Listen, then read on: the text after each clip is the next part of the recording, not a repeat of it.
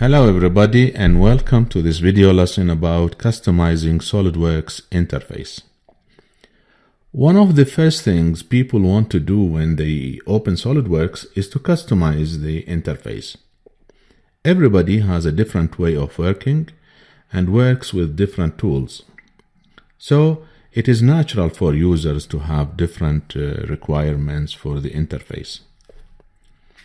The first interface element to customize is the command manager. You can turn off the command manager by right-clicking on it and deselecting the command manager option. You can get it back by right-clicking on any toolbar and selecting the option.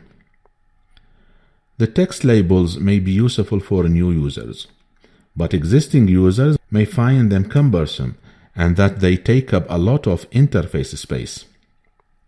You can get rid of these if you want by right-clicking again on the command manager itself and turning off Use Large Buttons with Text.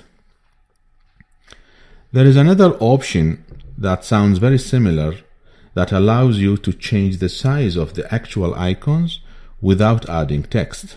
This is available in Tools, Customize Icon Size. This setting can be particularly helpful on laptops with high-resolution displays that are relatively small in size.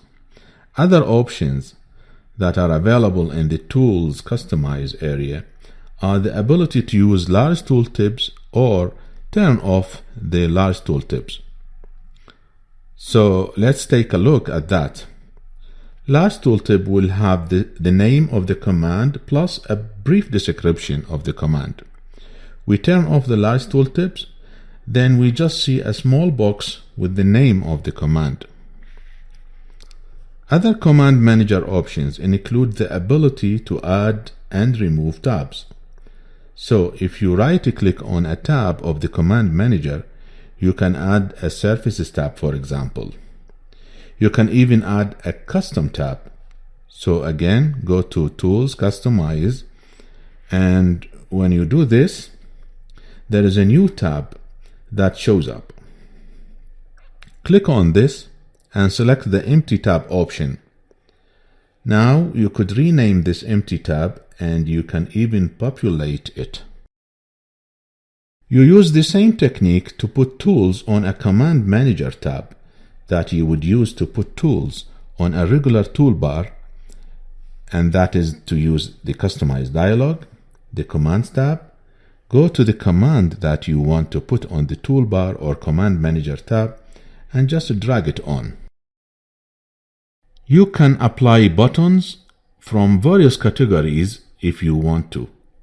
To remove buttons from a toolbar or Command Manager tab, just drag the button into white space. While we are here in Customizing Dialog, let's come back and take a look at a couple of settings. For right mouse button menus and left mouse button menus. On Tools, Customize the Toolbars tab, the Context Toolbar settings have two options: Show on Selection and Show in Shortcut menu. Show on Selection is the left-click menus.